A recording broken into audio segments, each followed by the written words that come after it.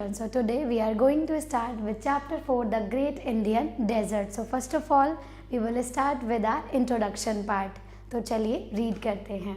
An area of land that receive little rainfall and as a result of which is covered with sand is called a desert. अगर हम एक area की बात करें जो कि बहुत कम रेनफॉल होता है और जो सारा टाइम सैंड से कवर्ड रहता है उसे कहते हैं desert. A desert has hardly any vegetation. अगर हम डेजर्ट की बात करें तो यहाँ पर बहुत ही कम वेजिटेशन देखने को मिलता है. Few thorny plants grow there with spine like leaves. अगर हम यहाँ की बात करें तो जितने भी हमारे थॉर्नी प्लांट्स होते हैं वो यहाँ पर स्पाइन लाइक लीव्स की फॉर्म में ग्रो करते हैं. अ डेजर्ट में बी हॉट और कोल्ड. जो डेजर्ट होता है वो हॉट भी हो सकता है और कोल्ड भी हो सकता है. Now we will read about the great Indian desert. अब हम बात करेंगे ग्रेट इंडियन डेजर्ट के बारे में. The great Indian desert is a hot desert. कैसा डेजर्ट होता है? काफ़ी हॉट डेजर्ट होता है. It is located to the extreme west of the Sutlej basin. अगर हम इसके एरिया की बात करें तो ये हमारा सतलज बेसिन के वेस्ट पार्ट में लोकेटेड होता है. This desert is called the Thar desert. और इसी डेजर्ट को हम क्या कहते हैं? थार डेजर्ट कहते हैं. Right children, let's proceed ahead with the another paragraph. It covers the province of Sindh in Pakistan and parts of states of Rajasthan and Gujarat in India. अगर हम इसके पार्ट्स के बारे में बात करें तो पाकिस्तान का सिंध एरिया और गुजरात और राजस्थान के बाकी एरिया में भी ये देखने को मिल जाता है. Western Rajasthan lies in this desert. अगर हम वेस्टर्न राजस्थान की बात करें तो वो इस डेजर्ट में पाया जाता है. The Aravalli range of hill station in the east of desert. अगर हम अरावली रेंज की बात करें तो जितने भी हमारे हिल्स होते हैं वो सब इस डेजर्ट के ईस्ट पार्ट में देखने को मिलते हैं. In the west the great Indian desert borders with Pakistan. अगर हम ग्रेट इंडियन डेजर्ट की बात करें तो इसके वेस्ट में पाकिस्तान हमें देखने को मिलता है. In the south it touches the run of Kutch in Gujarat state. अगर हम इसके साउथ पार्ट की बात करें तो गुजरात का रन ऑफ कच्छ जो एरिया होता है वो इसकी बॉर्डर को टच करता है. Right children, now we will read about land features. अगर हम इसके लैंड फीचर्स के बारे में बात करें तो चलिए देखते हैं. The great Indian desert is a vast stretch of sand. अगर हम ग्रेट इंडियन डेजर्ट के बारे में बात करें तो ये सैंड का एक काफ़ी बड़ा एरिया होता है and sand dunes of different types. और यहाँ पर काफ़ी सारी रेतीली चोटियाँ देखने को मिलती हैं. Sand dunes are sand hills. अब हम बात करते हैं सैंड ड्यून्स क्या होते हैं. So these are sand hills that keep on changing places by the action of the wind. जो कि क्या होते हैं? हवा के एक्शन पर डिपेंड करते हैं. जिस तरह का विंड एरिया होता है वैसे वैसे ये सैंड ड्यून्स एक प्लेस से दूसरे प्लेस पर चेंज होती रहती हैं. In the desert dust storms are very common. अगर हम डस्ट एरिया की बात करें या डेजर्ट एरिया की बात करें तो वहाँ पर काफ़ी सारा सैंड स्टॉर्म देखने को मिलता है. Their force is enough to shift the sand dunes from one place to another. और अगर हम फोर्सेस की बात करें तो वहाँ का जो फोर्स है वो काफ़ी ज़्यादा होता है जिसकी वजह से सैंड ड्यून्स एक प्लेस से दूसरे प्लेस पर शिफ्ट हो जाते हैं. I hope you are liking the session. Let's proceed ahead with the another paragraph. Yes children, now we will start with the climate topic of this chapter. The Great Indian Desert has an extreme type of climate. जो Great Indian Desert होता है वहाँ पर extreme type का जो climate है वो पाया जाता है. It is very hot in summer and it is very cold in winters. Almost every day there is a dust storm. और अगर हम हर दिन की बात करें तो वहाँ पर हमें डस्ट स्टॉर्म देखने को मिल जाता है.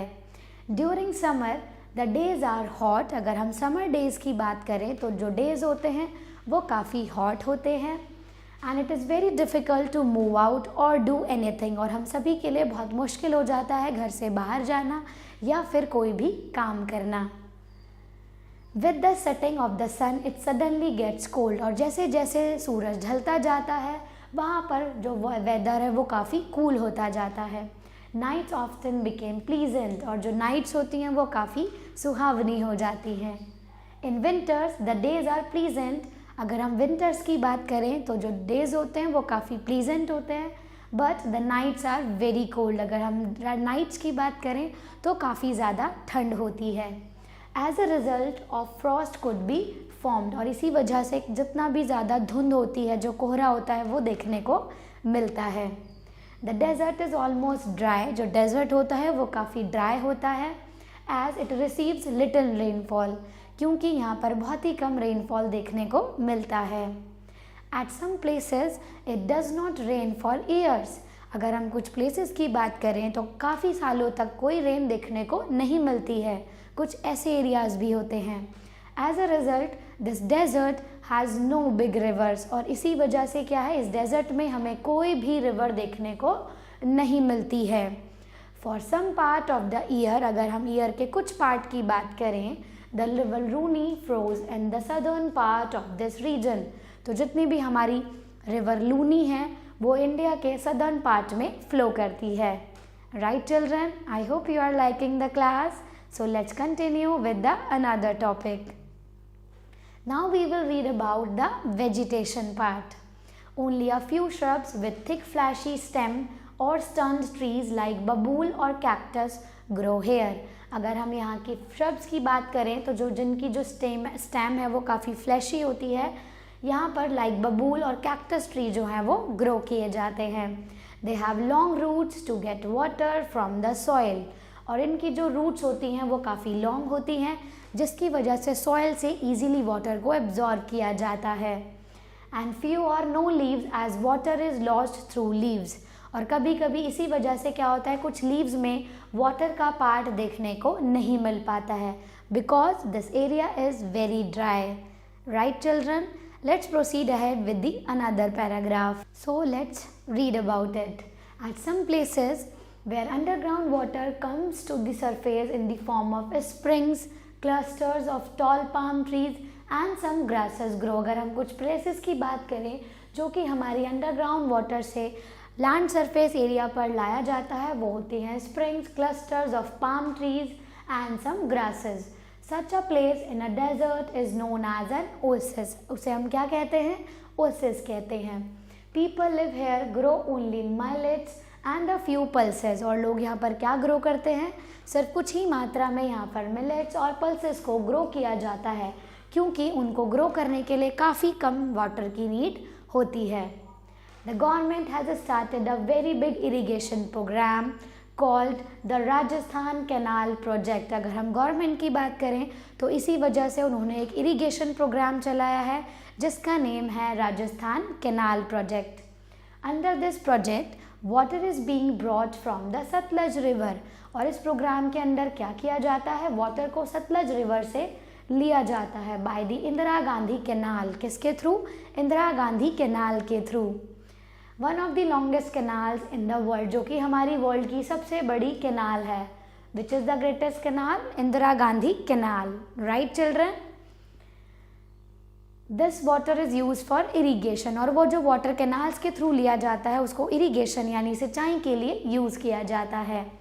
The main crops of this region are, अगर हम यहाँ की मेन क्रॉप्स की बात करें तो वो होती हैं वीट, मेज, बार्ले, जवार, बाजरा एंड pulses।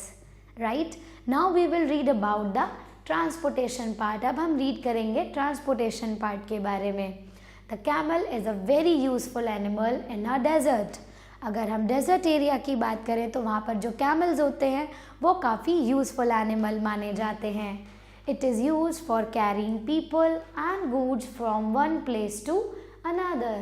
अगर हम बात करें तो उनका क्या यूज़ होता है, उनका यूज़ होता है सामान और लोगों को एक प्लेस से दूसरे प्लेस पर लेकर जाना। The camel can live without food and water for days together. अगर हम बात करें तो जितने भी कैमल्स होते हैं वो कम वाटर और बिना फूड के भी रह सकते हैं। It can move easily through hot sand. अगर हम बात करें तो जो कैमल्स होते हैं वो गर्म रेत पर भी ईजिली चल सकते हैं, because it has large padded feet, क्योंकि उनके जो फीट होते हैं वो काफ़ी लार्ज होते हैं। That is why the camel is called the ship of the desert. और यही रीज़न है कि हम कैमल को शिप ऑफ द डेजर्ट कहते हैं। I hope you like the class of today's. Let's proceed ahead with the another part. Yes, children, now it's time to take a quick recap of this chapter and we will get some more additional knowledge by reading these paragraphs. So let's continue. The Sahara Desert is the largest desert. अगर हम largest desert की बात करें तो वो सहारा desert होता है. Suez Canal is the longest canal in the world. अगर हम Suez Canal की बात करते हैं तो वो हमारी वर्ल्ड की सबसे longest canal होती है. Right? The Indira Gandhi Canal is the second longest canal in the world. अगर हम वर्ल्ड की सेकेंड लॉन्गेस्ट कैनाल की बात करें तो वो होती है Indira Gandhi canal. Right. Now we will read the quick recap part.